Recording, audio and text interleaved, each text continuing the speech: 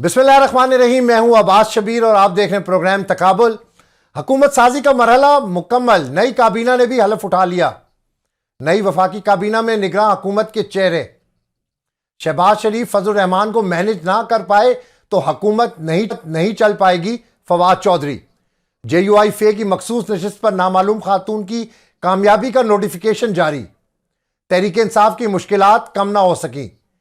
मुबैना इंतखाबी धांधली के खिलाफ एहतजाज करने वाले PTI कारकुनों के खिलाफ मुकदमा दर्ज।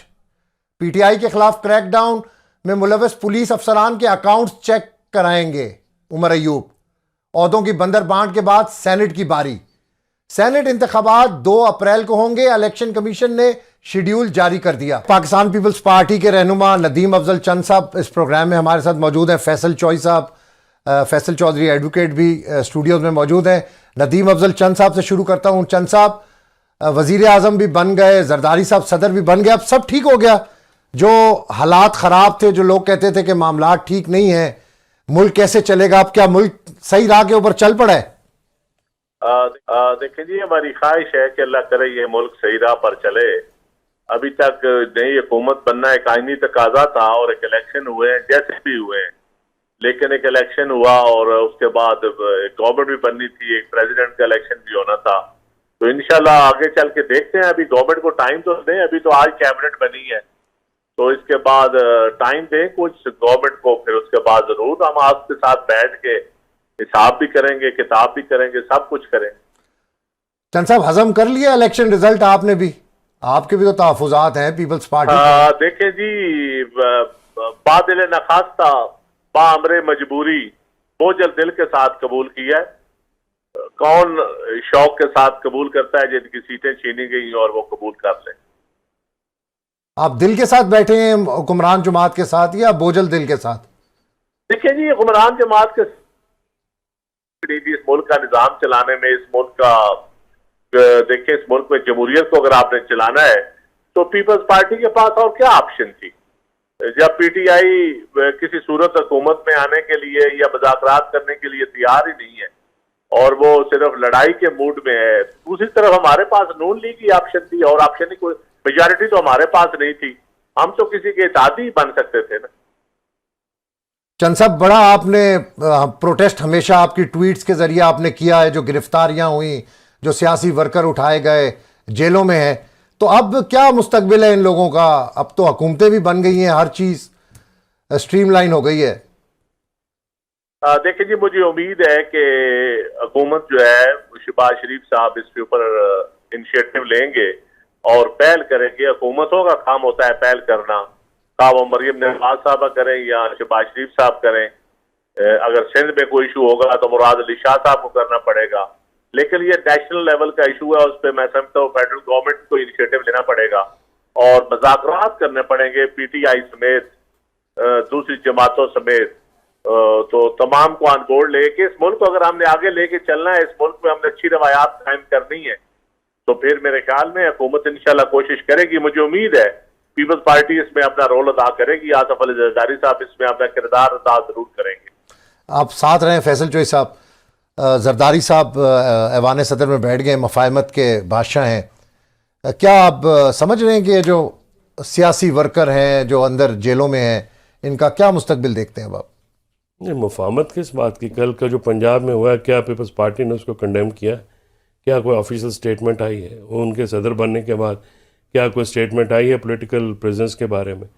ये बिल्कुल मेरे ख्याल में एक होना सही बात नहीं है। मुफाहमत वो करते हैं जहाँ पे उनका अपना इंटरेस्ट होता है। अब नदीम भाई हैं हमारे, उनसे तो बहस भी नहीं हो सकती, रिश्ता ऐसा है। लेकिन पीपल्स पार्टी कल फेडरल कैबिनेट में भी बैठेगी और पहले ये कैंपेन उन्होंने एंटी नवाज शरीफ चलाई है, उसमें भी उनके साथ फिर सारा काम किया है। तो ये कल वहाँ पे भी बैठेंगे तो फिर ये हॉकी डोरी सारा चलेगा।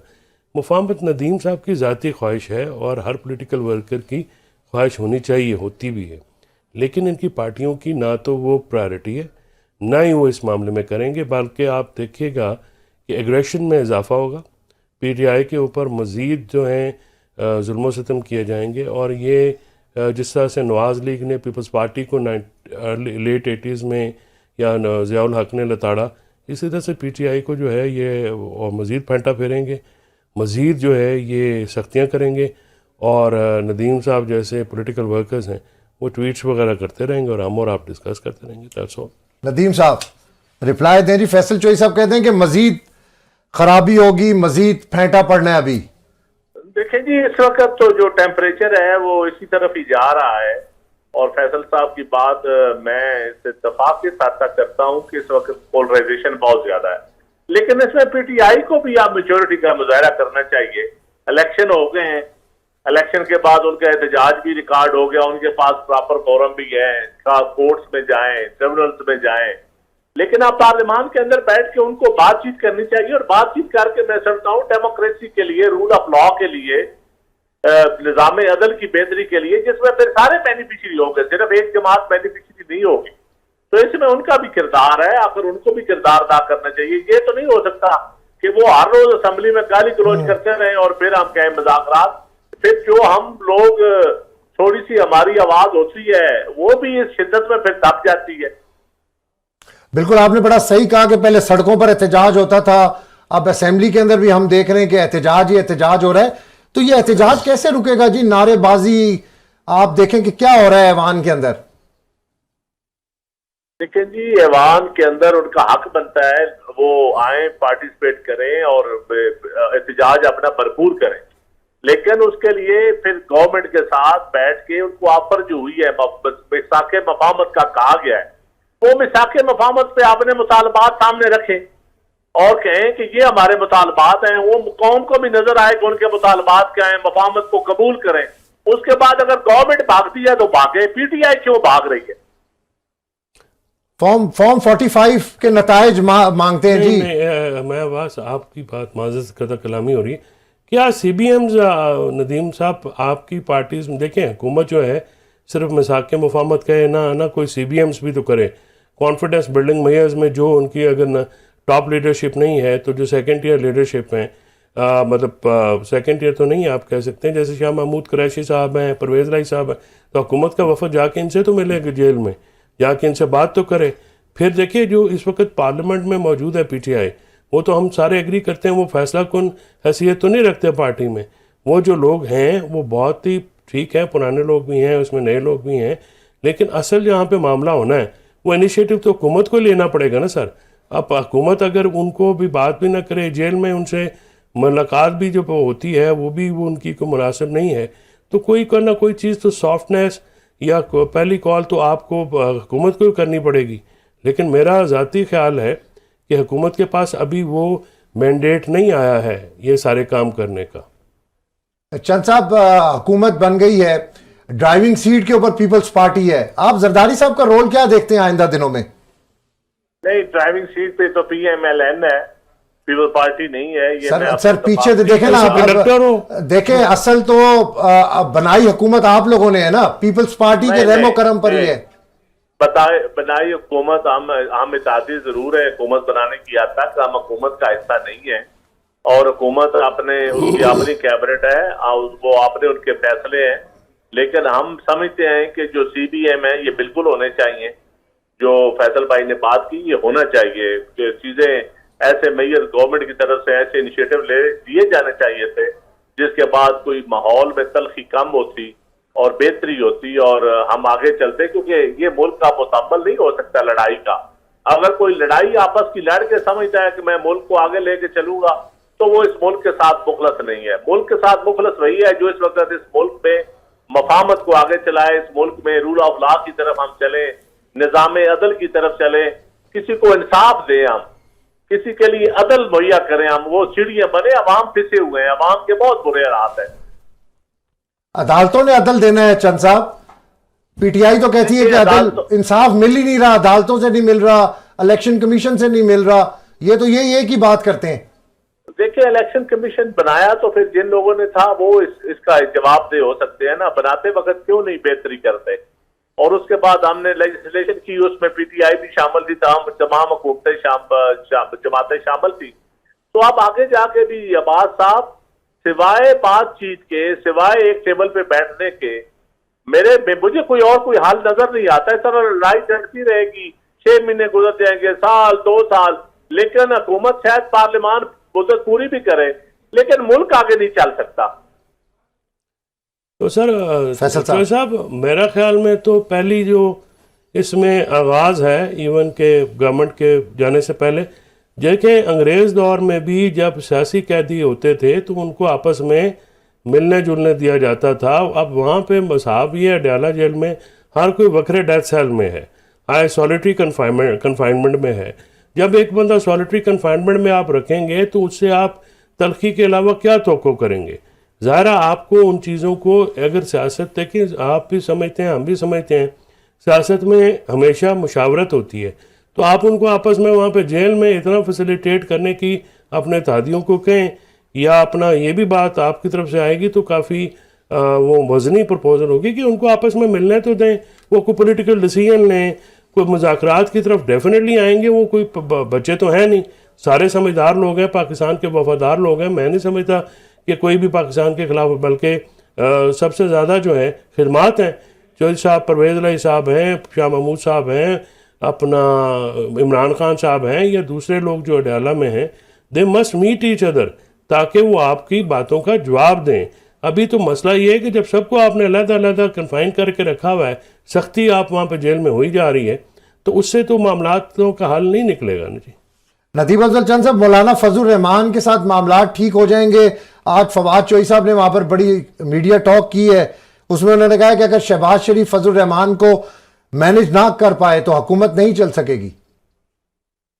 देखें जी, इसके ऊपर मैं अभी कुछ नहीं कहूंगा कि पीडीएम का वो पुराना हिस्सा थे और मौलाना साहब और शहबाज शरीफ साहब का अपना बड़ा तल्लक था, तो मैं समझता हूँ कि मौलाना साहब हो या कोई और जमातें हों, सब जमातों के साथ इस वक्त पार्लियामान के अंदर उनको लेके आना चाहिए और उनको बैठने, मुज़ाकरात करने का मौका।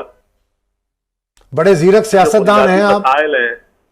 जो बुनियादी मसाइल हैं पाकिस्तान के, वो हल करने में मेरे ख्याल में अगर सियासतदान पहल नहीं करेंगे, कोई और तो नहीं करेगा। और दूसरा, अगर किसी और स्टेक होल्डर का मसला है तो उनको भी ऑन बोर्ड लिया जा सकता है, उनसे भी बातचीत कर, मैं समझता हूँ ये सियासतदान बेहतर एक दूसरे की गारंटी दे सकते हैं, बेहतर एक दूसरे से बात कर सकते हैं, बिस्मिल्लाह करनी चाहिए। इससे पहले भी जितनी लड़ाइयाँ हुई 1977 से लेके आज तक, जितनी लड़ाइयाँ हुई, उस फायदा कभी सियासतदानों को तो नहीं हुआ, किसी तीसरे फरीक ने फायदा उठाया हमेशा। चंद साहब, बड़ी सियासत पर आपकी गहरी नजर है। मरियम नवाज साहिबा पंजाब की पहली खातून वजीर आला है, मामलात क्या समझते हैं, चला पाएंगी या इंतकाम की सियासत ही आगे कंटिन्यू होगी जिस तरह? जी अभी अब्बास साहब, मैं इस पे तजिया नहीं कर सकता, थोड़े दिन उनको हुकूमत चलाने दें, फिर उसके ऊपर जरूर तजिया करेंगे और अपनी राय भी देंगे। बहुत शुक्रिया नदीम अफजल चंद, आपने हमें प्रोग्राम में वक्त दिया, thank you very much. Fawad साहब ने आज जो बात की है, इधर से बात को शुरू करते हैं कि अगर मैनेज ना कर पाए तो क्या मुस्तकबिल होगा इस हुकूमत का? देखिए, जाहिर है जो कॉन्टेक्स्ट है यही है कि अगर मौलाना साहब सड़क के अच्छा, मौलाना साहब उसी शिद्दत से आएंगे जिस शिद्दत से पिछले दौर के अंदर यहाँ पर आए थे? बस मसला ये है ना शबीर भाई कि जब तक मौलाना साहब जो हैं वो अब काफ़ी ज़्यादा वनरेबल हो चुके हैं, उनकी पॉलिटिक्स अपने इलाके में, उनकी जमात जो है वो भी काफ़ी खाइफ हो गई है ये सारे मामलात से, तो वो ये समझते हैं, देखिए ये बहुत सियाने लोग हैं, ये बिल्कुल इस तरह की बातें जो हैं आपने उनकी गुफ्तगू में देखा है। इवन उनकी सेकेंड ईयर की जो लीडरशिप है वो भी बड़ी मुदल्लल गुफ्तगू करती है, बड़ी सोच समझ के बात करते हैं। अब मौलाना साहब अगर सड़कों पे हो, पीछे पार्लियामेंट के अंदर हो, धमा चौकड़ी मची हो, तो मामला तो फिर नहीं चल सकेंगे, फिर आपकी इकॉनमी जो है वो नहीं चल सकेगी। जिस तरह से ये अब गियर अप करने की कोशिश कर रहे हैं, जो एक हाई हैंडनेस है उसको ये ऊपर लेके जाएंगे तो इकॉनमी तो नहीं चलेगी। तो उस तनाजुर में उन्होंने ये बात की है कि पॉलिटिकल एनालिसिस, वो पॉलिटिकल आदमी हैं, सारी उम्र पॉलिटिक्स की है उन्होंने, तो वो समझते हैं। वजारतें भी नहीं है, सदारत भी मौलाना साहब की ख्वाहिश थी, वो भी नहीं मिल रही। वो ठीक बात है, लेकिन मौलाना साहब जो है ना वो अमली तौर पे वो बेहतर फैसला कर सकते हैं। वजारतें तो उनको, अगर आप निगरानों को एडजस्ट कर सकते हैं तो उनके बंदे पे एडजस्ट कर सकते हैं, but this is not the, ये क्या करते हैं वो बात नहीं है। अभी तो वो इंडल्ज भी नहीं हो रहे हैं ना, ये मियाँ साहब खुद गए, बड़े मियाँ साहब खुद गए हैं, फिर भी वो इंडल्ज नहीं हुए। तो इससे आप उनके जो हैं, जिसे आप समझिए कि जो इशारे आ रहे हैं तो सख्त नाराज़गी के हैं, और उनके पास रोड वो पावर ज़रूर है, मैन पावर उनकी है कि वो किसी भी तौर पे किसी भी शहर को जाम कर सकते हैं। दूसरा, वो पीटीआई नहीं है। देखिए, पीटीआई नहीं है जिसको आप मार मूर लेते हैं, उठा के ले जाते हैं, बंदे उनका बोलते क्राउड हैं। जो है वो रडरलेस नहीं है। यानी अभी तक पीटीआई तो लीडरलेस है। मुअत्तज़र खान साहब अंदर हैं, इसलिए आपको उनके फैसलों में वो यूनिफॉर्मिटी नज़र नहीं आती। एक दफ़ा एक बात कर देता है, दूसरा डिसिप्लिन की भी ज़रा कमी नज़र आ रही है। उसमें तो डिसिप्लिन की कमी नहीं है। जो JUI है वो तो एक सॉलिड जमात है जिसकी तंजीम बड़ी सॉलिड है और वहाँ पर डिसिप्लिन होता है। वहाँ पे मैं जो मौलाना साहब बात करते हैं शूरा के बाद, वही हतमी तस्वर की जाती है। तो उनके जो फैसला साजी है या उनके जो अमली इक़दामात हैं वो काफ़ी सख्त होंगे। अगर वो ना संभल सके तो इस बात में मैं I tend to agree with Fawad साहब कि वो मुश्किल हो जाएगा हुकूमत चलाना। इख्तियार बेग साहब ने हमें ज्वाइन किया है कराची से। थैंक यू वेरी मच इख्तियार बेग साहब, आपने हमें वक्त दिया। ये मौलाना फजल रहमान मुश्किलात डाल सकते हैं मौजूदा हुकूमत के लिए, जिस तरह वो कह रहे हैं कि अगर मामला ठीक ना हुए, जिस तरह वो रिजल्ट में कहते हैं कि बहुत ज़्यादा धांधली हुई है, बहुत सारे उनके तहफ़्फ़ुज़ात हैं, तो क्या मौजूदा हुकूमत के लिए मुश्किल हो सकती है मौलाना फजल रहमान का इस तरह बाहर बैठना? देखिए, उनकी गिनती नंबर में इतनी सिग्निफिकेंट उनकी स्ट्रेंथ नहीं है कि जिससे वो कोई डिस्टर्ब कर सकें। और मौलाना साहब ने पहले दिन से ऑप्ट किया हुआ है कि ये बाहर रह के सियासत करेंगे। तो अभी जो प्रेसिडेंशियल इलेक्शन थे और प्राइम मिनिस्टर के थे, कहीं भी वो अपने जो अरकान जो जीते उनके साथ हाउस में नहीं आए। तो हालांकि ये एक बड़ा अफसोसनाक बात है। सर, नाराजगी का इजहार कर रहे हैं ना, वो बेसिकली तो नाराजगी का इजहार कर रहे हैं। जी बिल्कुल सही कह रहे हैं आप, लेकिन नाराजगी का इजहार ना आके जमहूरी अमल में हिस्सा ना लेके मेरे नजदीक नहीं होता। वो तो आप वहां आए, इशू को उठाएं। पीटीआई वाले भी तो नाराज हैं, लेकिन वो अपना हर फोरम का, हाउस का एक्टिविटीज में बराबर के शरीक हैं और अपने इशू को भी वो उजागर कर रहे हैं। यस, कभी कभी वो बाउंड्री लाइन से क्रॉस कर जाते हैं, लेकिन बहरहाल वो एक अपोजिशन का किरदार अदा कर रहे हैं। तो इनको भी मैं समझता हूं कि यही हिकमत अमली अपनानी चाहिए। पीपल्स पार्टी के तहफ़्फ़ुज़ात ख़त्म हो गए जी। इलेक्शन में जो धांधली, मुबैना धांधली की जो आवाज़ें थी, सदर साहब बन गए, जरदारी साहब, अब मेरा ख्याल है आपको तहफ़्फ़ुज़ात ख़त्म हो गए। नहीं, देखिए, हमारे जो धांधली की जिन जिन जगहों पे थे, हमने राइट फोरम पे गए हैं, हम ट्रिब्यूनल्स में गए हैं, हम इलेक्शन कमीशन में गए हैं। तो वहां पे जो फैसला हुआ हमने उसको फिर माना, क्योंकि वो फोरम ही इसी चीज के लिए थे। लेकिन हमने ये नहीं किया कि हमने वो फोरम इस्तेमाल ना किए हों और डायरेक्ट हम रोडों पे आ गए हों या डायरेक्ट हम हाउस को डिस्टर्ब कर रहे हों। तो ये एक मैच्योर सियासी जमात का अप्रोच हिकमत अमली होती है कि वो उन तमाम फोरम्स को जो फ्राहम किए गए इस तरह की शिकायतों को दूर करने के लिए, उसको अगर वो एग्जॉस्ट करते हैं, इस्तेमाल करते हैं, तो वो एक ज्यादा मुहज़्ज़ब और जमहूरी तरीका हमारे नजदीक है जो हमने अपनाया।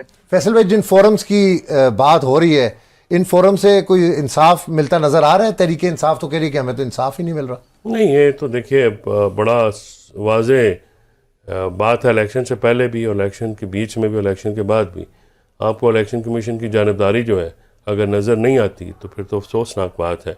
एक सुप्रीम कोर्ट की तरफ से एक फ़ैसला आया है जिससे एक बड़ी जमात को इलेक्शन सिंबल से महरूम किया गया और मेरे नज़दीक वो तमीज़ुद्दीन खान केस से भी बुरा फ़ैसला है।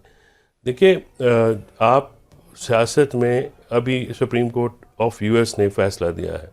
उन्होंने ट्रंप को जो है बतौर उम्मीदवार उनमें रुकावटें नहीं खड़ी की। तमाम जजेस और तमाम जजेस ने यूनानिमसली उनको कहा गया आप इलेक्शन लड़ें। जब पॉलिटिक्स जो है उसमें जुडिशरी घुस जाती है या आप इलेक्शन कमीशन भी जो है वो अब तो एक पूरी देखिए ना, आप देखें कि कितनी डायकॉटमी है कि नून लीग के जितने हल्के रिकाउंटिंग के आ रहे हैं उसमें रिकाउंटिंग के ऑर्डर हो रहे हैं और जो PTI के हैं उनमें क्या ट्रिब्यूनल्स में जाएं। तो इस तरह की डायकॉटमी कैसे हो सकती है? तो ये जो आप ऑब्वियस मेलाफिडीज़ हैं, जो बदनीति है, वो बिल्कुल सरफेस के ऊपर नज़र आती है कि आप कुछ भी कर लें। हम फॉर्म 45 का जो बाद में इन्होंने अपलोड भी किए हैं, आप देखें 291 को 1291 बना देना, 336 को 1336 बना देना, ये शर्मनाक हरकत नहीं है। और इनकी नाक के नीचे हो रहा है, 3 हल्के हैं इस्लामाबाद के, सुप्रीम कोर्ट की नाक के नीचे उनका वो 55 हज़ार 50 हज़ार से वो हल्के जीते हुए, सुप्रीम कोर्ट की नाक के नीचे से वो रिजल्ट चेंज कर दिया गया और वो कुछ नहीं कर सके। ठीक है, आप ही जब ये हुकूमत आई बनी है इलेक्शन के बाद, सहाफ़ियों के ऊपर क्या मैसेज दिया गया, इमरान रियाज और असद तूर को गिरफ़्तार करके क्या मकसद? पैगाम तो ये है ना कि आप ज़बान बंदी करें, आप नई ज़बान बंद करेंगे तो आपको हम निबड़ लेंगे। तो ये बातें देखें, एक तरफ से आप नहीं कह सकते कि वो हो, मामलात जब भी होंगे हुकूमत की तरफ से पहले होंगे, अपोजिशन उसको रिस्पॉन्ड करेगी। अभी तक हुकूमत की तरफ से कोई ऐसा मैयर, कॉन्फिडेंस बिल्डिंग मैयर नहीं लिया गया जिसका जवाब आप कहें कि पीटीआई ने नहीं दिया। अभी तक तो उनको जो है हर तरफ से, ख़ासकर तहरीक इंसाफ को जो है वो हर तरफ से मुखासमत। आज देखिए मौलाना फजल रहमान की जमात के साथ क्या हुआ है, एक खातून जिनका वो कह रहे हैं कि हमने नाम नहीं दिया, उसका नोटिफिकेशन हो गया है। मतलब इलेक्शन कमीशन किसी की बात नहीं सुनने को तैयार है। वो कौन है? वो उनके लीडर कह रहे हैं कि हमारी ना रुकन है ना हमने। फैसल भाई, ये आपसे बात करूंगा, एक ब्रेक की तरफ जाना है। ब्रेक के बाद इख्तियार बेग साहब से भी मुल्क में जो मौजूदा महंगाई है, जो सूरत हाल है, रमज़ान आने वाला है, उस पर भी मजीद बातचीत करेंगे। वेलकम बैक इख्तियार बेग साहब। जो मौजूदा महंगाई है मुल्क में और जो माशी चैलेंजेस हैं, क्या समझते हैं ये हुकूमत इन चैलेंजेस को अबूर कर लेगी? क्या होगा आइंदा दिनों में? देखें, ये इतनी जल्दी मुझे नहीं नजर आ रहा है कि ये महंगाई में कमी ला सकेंगे। अफराती ज़र तो बड़ा है, 1.5 से 2%। अफराती ज़र ही महंगाई आसान लफ्जों में उसको कहा जा सकता है। तो रमजान में चीजों की कीमतें सस्ती होनी चाहिए, सब्जियों की, दालों महंगी हो रही है, फ्रूट भी महंगा हो गया, 2 दिन पहले ही सब कुछ हो रही है। और एडमिनिस्ट्रेटिव कंट्रोल मुझे नहीं नजर आ रहा है। एडमिनिस्ट्रेटिव कंट्रोल में है कि प्राइस कंट्रोल कमेटीज होती हैं, commissioner, deputy commissioner, assistant commissioner छापे मारते हैं और वो जो प्राइस कंट्रोल लिस्ट होती है उसके हिसाब से देखते हैं कि अशिया बेची जाए। ये सब चीजें एडमिनिस्ट्रेटिव मेजर्स में आती हैं जो मुझे उनका मौसर कोई निजाम नजर नहीं आ रहा है। हाँ, ये जरूर किया गया है कि रमजान पैकेज के हिसाब से यूटिलिटी स्टोर में चीजें सस्ती की गई हैं और रमजान पैकेज जो था उसको भी बढ़ाया है थोड़ा सा, लेकिन ये काफी नहीं है। ये तो बहुत ही एक छोटे से तबके के लिए ये सहूलत अमल दरामद हो सकती है इसके ऊपर। लिहाजा मैं समझता हूँ लॉन्ग टर्म मेजर्स जो लेंगे आप, जिससे अगर महंगाई में कमी, उससे एक गरीब आदमी को या गुर्बत में कमी आप ला सकते हैं। दूसरी चीज ये है कि लोगों की आमदनी कम हुई है। आमदनी कम होने से महंगाई में इजाफा अगर होता है तो ये 2 एज सॉर्ट की हैं, 2 तरफ से आदमी गरीब पिट रहा है। तो आदमी अब बजट में देखें ये क्या मेजर्स लेते हैं, तनख्वाह बढ़ाने का, उजरतें बढ़ाने का। फिर ये है कि बिजली और गैस की कीमतें, वो वेरी मच रिमोट उनका IMF के पास चला गया है। वो IMF यकीनन सर्कुलर डेट की वजह से जो बढ़ते जा रहे हैं, वो फिर कहता है कि कीमतें बढ़ाएं आप, बिजली की भी, गैस की भी। सनत को वो कम्पिटिटिव रेट 8 सेंट के देना चाहते थे और SIFC ने अप्रूव भी कर दिया था, लेकिन IMF एग्री नहीं हुआ है। वो कहता है कि नहीं, हालांकि एक क्रॉस सब्सिडी थी, हम घरेलू सार्फिन को सस्ती गैस दे रहे थे और उसका लोड जो है सनत पे डाले हुए थे 455 अरब रुपए का। अब तय ये हुआ था कि जी सनत से लोड हटा के दोबारा उन्हीं सार्फिन पर डाला जाए जो उसको इस्तेमाल कर रहे हैं बिजली को, लेकिन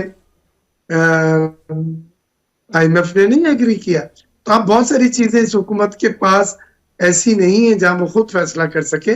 आपने IMF को भी कन्विंस करना है, आपने वो वसाइल एडिशनल भी जनरेट करके IMF को देने हैं जो शॉर्टफॉल हो रहे हैं इस रिलीफ की वजह से, जो कम हो रहे हैं। सर, पॉलिटिकल स्टेबिलिटी नहीं होगी तो ये किस तरह मामलात आगे बढ़ेंगे?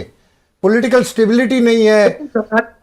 सदर की हैसियत से आने से एक बहुत वाज़ेह मुस्बत मैसेज गया है कि एक हाउस जो बड़ा हाउस है उसका जो मैच्योर्ड लीडर है वो अफवाम व तफहीम का बादशाह है और वो वजीर आजम साहब को लेके चलेगा। कई जरूरी ऑर्डिनेंसेस होते हैं जो वक्त पे या IMF के पॉइंट ऑफ व्यू से उनको जारी करना होता है, तो वो इनकी तरह फाइल रोक के या फाइल गुम गई वाली बात नहीं करेंगे।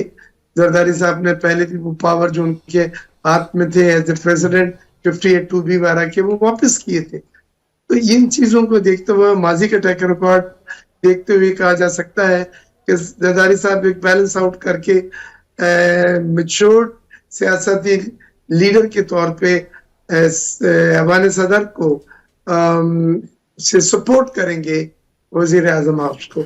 मेरे नजदीक यही है कि और ये बहुत बड़ी हेल्प होगी, एक बहुत बड़ा सपोर्ट होगी। जी फैसल साहब, इनको रिप्लाई करें, फिर ज़रा निगरान हुकूमतों का भी रोल बताएं कि क्या उन्होंने अपना रोल पूरा किया है। देखिए, मेरा ख्याल में ये है कि जरदारी साहब बीइंग प्रेसिडेंट तो कुछ ख़ास किरदार अदा नहीं कर पाएंगे इकॉनमी में। ये तो भारतौल या तो ये कैबिनेट में शामिल होंगे, जो कि हो ही जाएंगे, फिर तो और अच्छा हो जाएंगे, पीपल्स पार्टी हो जाएगी, डेफिनेटली होंगे, 100% होंगे, कैसे परे रह सकते हैं।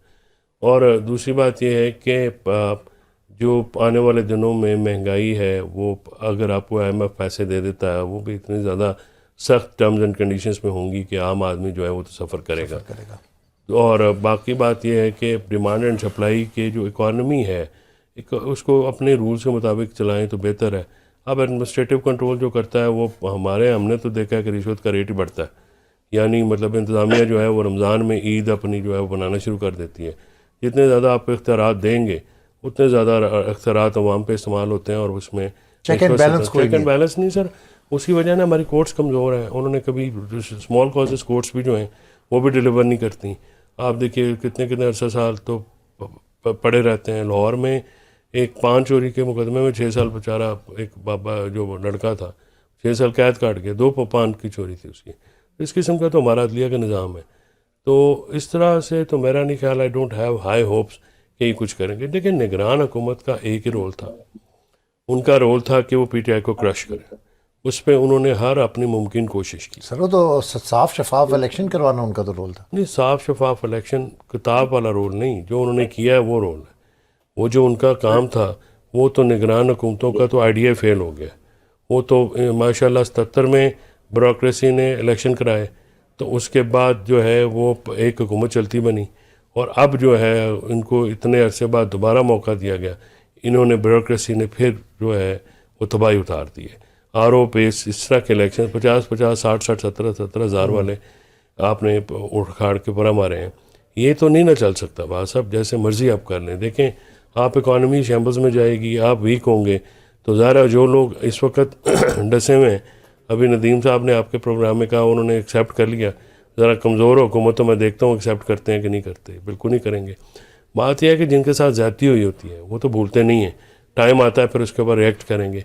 अगर आप इसको एस्केलेट करेंगे, जो जुबरो-इस्तबदाद आपने आगे शुरू किया हुआ है, तो आपकी इकॉनमी नहीं चल सकती। लोग कभी भी ऐसी जगह पे जहाँ पे रूल ऑफ लॉ ना हो, लॉ एंड ऑर्डर ना हो, और जहाँ पे करप्ट निज़ाम हो, उसके ऊपर पैसे इन्वेस्ट नहीं करते। आप जितना मर्ज़ी कर लें, जितनी मर्ज़ी एफर्ट पुट कर लें, नहीं उसका कोई मामला बना, फिर आप आज जो है अखबारों में आर्टिकल लिखना शुरू कर दें कि म्यांमार बना देंगे। पाकिस्तान और म्यांमार बहुत डिफरेंट मुल्क है।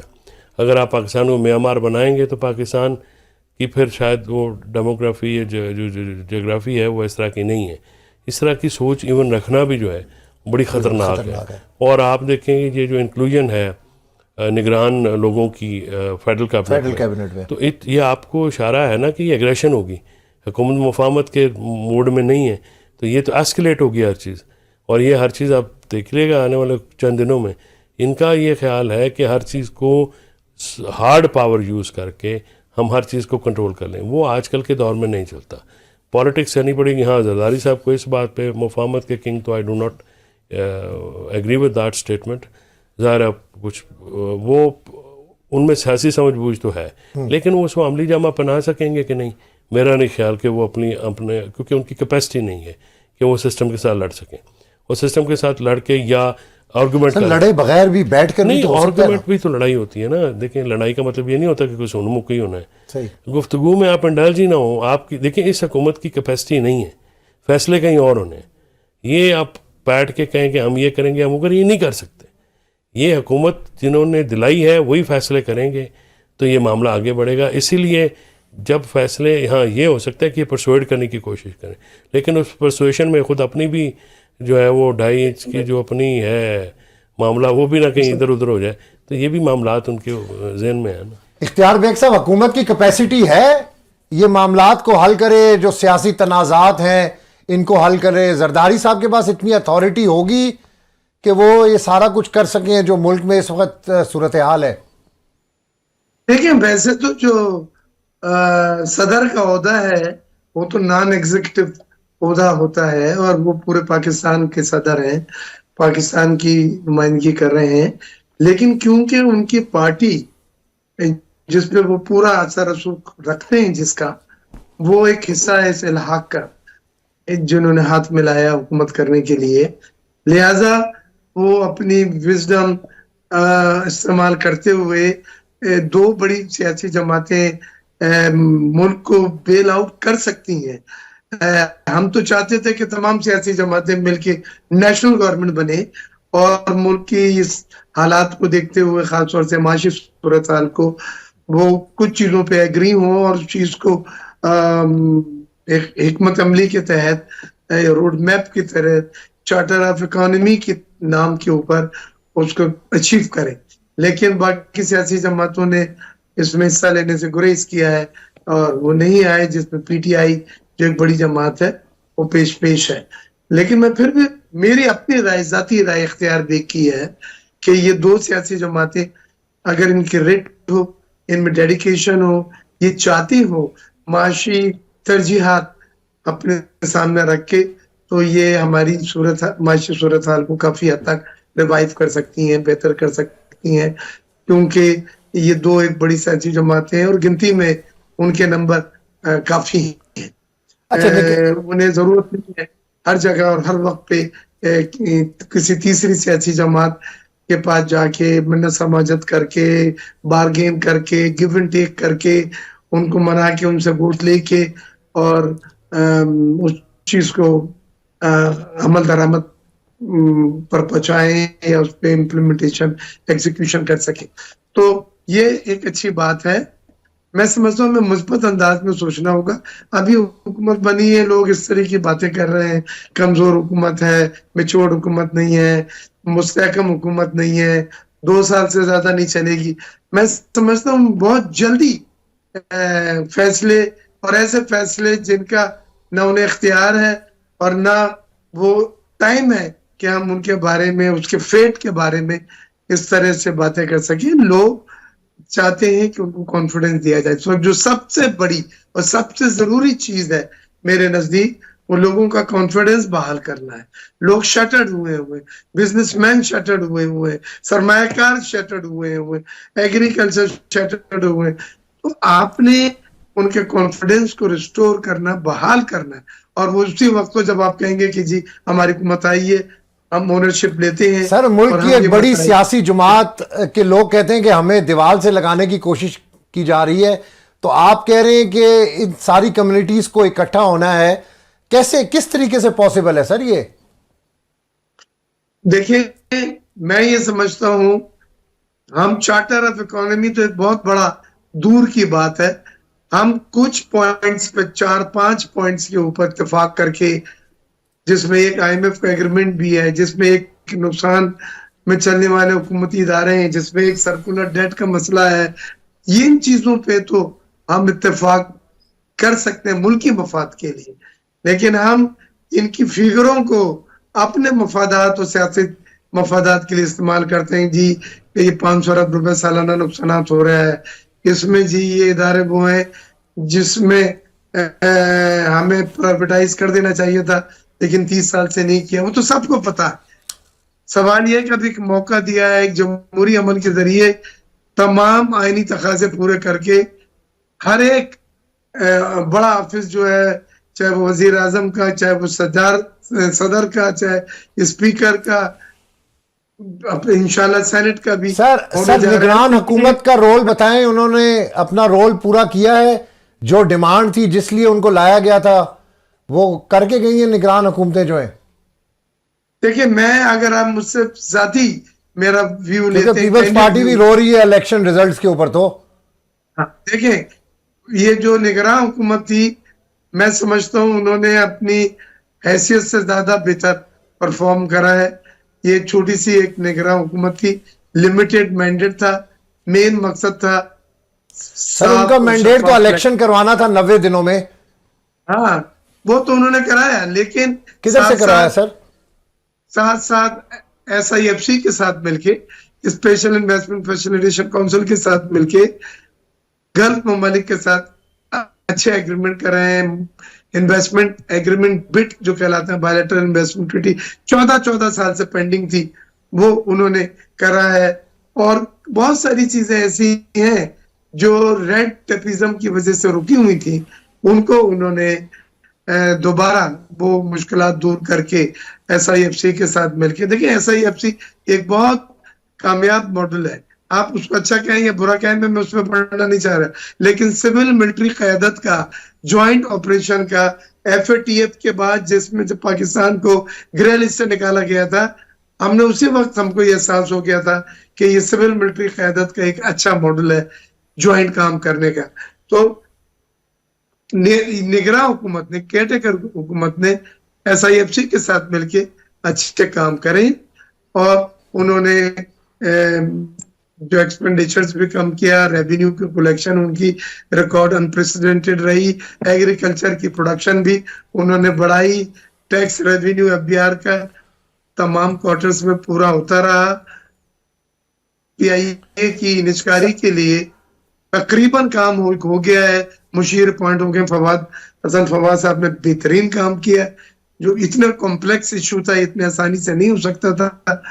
और फॉरेन पॉलिसी को बेहतर बनाया है जी, जहां पे हम हर जगह लड़ाई झगड़ा करके बिल्कुल अलग थलग हो गए थे, ये क्रेडिट जाता है कि फॉरेन पॉलिसी बेहतर हुई है। आपने देखा IMF का सेकेंड रिव्यू पास हुआ है, और खुश उसलूबी से पास हुआ है, और फिर किस्त उनकी रिलीज हुई $900 मिलियन की। ये सब चीजें आप किस खाने में डालेंगे? अच्छी कारकर्दगी। सर एक ब्रेक की तरफ जाना है, ब्रेक के बाद कंटिन्यू करते हैं इस गुफ्तगू को। Thank you very much. Back इख्तियार बेग साहब, जरा अपनी बात मुकम्मल करिएगा, फिर रिप्लाई लूंगा फैजल चोई साहब से। आप ब्रेक पे चले गए थे। ये जो केयरटेकर गवर्नमेंट है, निगरान हुकूमत अच्छी थी, जब तो 5 निगरान वजीर या मुशीर जो है वो इस नई हुकूमत में लिए गए हैं। अब मोहसिन नकवी साहब ने बेहतरीन काम किया है। मोहसिन नकवी साहब को इंटीरियर का मुशीर, यानी minister of interior, Pakistan cricket board का चेयरमैन भी बनाया सर, उनको चेयरमैन भी था। उसके बाद आपने देखा फातिमा साहब है, अब्बास गिलानी, जलीलाबाद गिलानी साहब को फॉरेन मिनिस्ट्री का आपने पोर्टफोलियो दिया है। इसमें फातिमा साहब हैं, इसमें दूसरे 2 और मुझे नाम नहीं याद आ रहा है। तो ये केयरटेकर गवर्नमेंट में नाम शमशाद अख्तर साहबा का भी आ रहा था, सुना, उन्होंने खुद मना किया है। फाइनेंस में उन्होंने और IMF के साथ डीलिंग अच्छी की थी, और कुछ नए लोग भी ला रहे हैं। फैसल साहब, औरंगजेब सर मैं जरा फैसल साहब से रिप्लाई लूंगा। सब अच्छा है जी फैसल साहब? बस ये मिर्ज़ा साहब ने ये कहा है कि सब अच्छी, मेरे ख्याल में वो आवाम का हौसला बढ़ाना चाहते हैं, बढ़ाना चाहते हैं, लेकिन आवाम जो है इस वक्त वो डूब चुकी है और उनका सांस बंद है, और वो सांस लेने के लिए जगह ढूंढ रहे हैं। ये बड़ी बदकिस्मती की बात है कि उन लोगों ने जिन्होंने सांस को बंद किया, जिन्होंने आवाम का जीना दोभर किया, हम उनको कैसे कह सकते हैं कि वो बेहतर परफॉर्म किया। और ये जो उनका नई कैबिनेट में आना है, ये बहुत बड़ा सवालिया निशान है। SIFC का जो है मॉडल अभी तक कामयाबी में तो हमें नहीं पता कि उन्होंने क्या इन्वेस्टमेंट लाए हैं, क्या डिलीवरी की है इस वक्त तक। और जहाँ पे भी सिविल मिलिट्री रिलेशन होते हैं या कोई मॉडल बनता है, उसमें मिलिट्री डोमिनेंट होती है। ये तो आज सुहेल उड़ाइस ने अपने एक आर्टिकल में भी लिखा है। तो इस चीज़ को आप कैसे डिनाई करेंगे कि मिलिट्री की प्रेजेंस में सिविलियंस क्या कर सकते हैं हमारे मुल्क में? कुछ भी नहीं कर सकते। और ये जो दूभर होना है IMF का, ये जो पीछे आपने 16 महीने की PDM की हुकूमत, फिर उसकी कॉन्टीन्यूशन निगरान, और फिर उसकी कॉन्टीन्यूशन अब PDM2, इस सारे में आप देखेंगे तो आवाम के लिए तो कोई अच्छी खबर नहीं है। अवाम के लिए तो हर तरफ जो है वो मायूसी है, और ना आप उनको इकॉनमी की तरफ से कोई अच्छी खबर दे रहे हैं, ना आप उनके राइट्स दे रहे हैं, ना उनको जो है बुनियादी आइनी हकूक़ का तहफ़्फ़ुज़ मिल रहा है। इसमें माज़रत के साथ अदालतें भी नाकाम होती नज़र आती हैं और दूसरे इदारे भी नाकाम होते नज़र आते हैं। लिहाजा मैं तो इस स्टेटमेंट से बसादा एहतराम शदीद इख्तलाफ करूँगा कि ये किसी तौर पे भी गुज़रा हुआ दौर और आने वाला दौर इसमें खुशाइंद मुझे नहीं नज़र आ रहा, क्योंकि पॉलिटिकल इंस्टेबिलिटी बहुत है। तो पॉलिटिकल स्टेबिलिटी ना हो तो कोई भी चीज़ स्टेबल नहीं हो सकती, ना इकॉनमी, ना डिफेंस, ना ट्रेड, ना कुछ और बात। तो इसलिए आपको जो भी देखें एक तरीक़ेकार है, आप नाकाम तजर्बे करके ये तो एक्सपेक्ट नहीं कर सकते कि हर बार नया नतीजा, अच्छा नतीजा निकले। आपने जब भी जो है नंगी तारों को छूना तो करंट पड़ेगा उसमें, अगर वो लाइव होंगी तो उसको आप ये कहें कि हम हाथ भी लगाएंगे और हमें करंट भी नहीं पड़ेगा, तो ये तो नहीं हो सकता। पुरअमन मुजाहिरीन पर दुनिया भर में बादशाह मुजाहिरीन होते हैं, मुजाहरे होते हैं लोगों। जमहूरियत में तो जमहूरियत का हुस्न ये है कि आप जो है वो कैथारसिस करने का आप मौका देते हैं। यहाँ पे पुरअमन एहतजाज होता है तो डंडा डोली किया जाता है। लोग कितने जो हैं उमर सीधा और सीनियर लोग हैं, कल लाहौर में जो हुआ, फिर इस तरह से आप लोगों को बोलने तो दें। आप लोगों को अगर आप बुनियादी सहूलत भी नहीं दे पा रहे, उनका सांस बंद है मौशी तौर पे, तो कम से कम लेट देम स्पीक आउट, अपना वो कहीं तो कैथारसिस करें। वो इलेक्शन में उन्होंने किया, आपने इलेक्शन रिजल्ट बदल दिए। देखिए इस तरह की बातों से तो अगर आप हर तरफ से जो है वो सांस लेने की चीज़ें बंद करते जाएंगे तो ये कुकर फट जाएगा। वो कुकर में एक जगह होती है जिसमें सीटी बजती रहती है, जब भी भाप ज़्यादा होती है वो निकल जाती है। तो उस निकलने के कोई इंतजाम तो करें, वो तो हो नहीं रहा। सर, पुरअमन मुजाहिरीन पर मुकदमात हो रहे, इख्तियार बेग साहब, एहतजाज तो हक है पुरअमन तौर पर हर किसी का, इसके ऊपर जरा रिप्लाई करें। मुकदमात हो रहे हैं, दोबारा से वही रुक नहीं रहा सिलसिला। आपको इंटीरियर का जो कलम दिया गया है वो मेरे नजदीक उसकी एक सोच ये भी थी कि इन्होंने अपना एक बड़े बैलेंस और मिच्योर तरीके से पुलिस और दूसरी पंजाब में कम से कम उनसे काम लिया और लोगों को इतनी ज्यादा शिकायतें नहीं थी जिसमें इंतकामी बू आए, जिसमें ये पता चले कि किसी एक सियासी जमात या किसी एक शख्स के साथ ये किया जा रहा है। और फैसल साहब, मैं इसी चीज का रिप्लाई लेता हूं। फैसल साहब वो तो कह रहे हैं कि इंतकाम तो लिया ही नहीं है, ना कोई किसी सियासी जमात के खिलाफ कुछ हुआ है। सादगी पे कौन मरना चाहे खुदा। अगर इनको अभी भी वो इंतकाम नज़र नहीं आ रहा और या मतलब आंखें मूंद करके बैठे हैं, तो फिर अफसोस ही का इज़हार किया जा सकता है। जो जुर्म, जो तो इस वक्त जबर और इस्तेबदाद, जितना जुल्म इस मुल्क में हुआ है पिछले जब से रजीम चेंज हुई है और ख़ासकर निगरानों के दौर में, कभी भी ऐसा देखने में नहीं आया। इस तरह की वहशियाना किस्म के तशद्दुद, इस तरह लग मुकदमात, इतने एक ही चीज़ को बुनियाद बना के आप ने इतने लोगों को जो है 10-10 हज़ार लोगों को घरों में आपने जो है उनके घुस गए, आपने घर तोड़ दिए, उनके बीवी बच्चे नहीं छोड़े।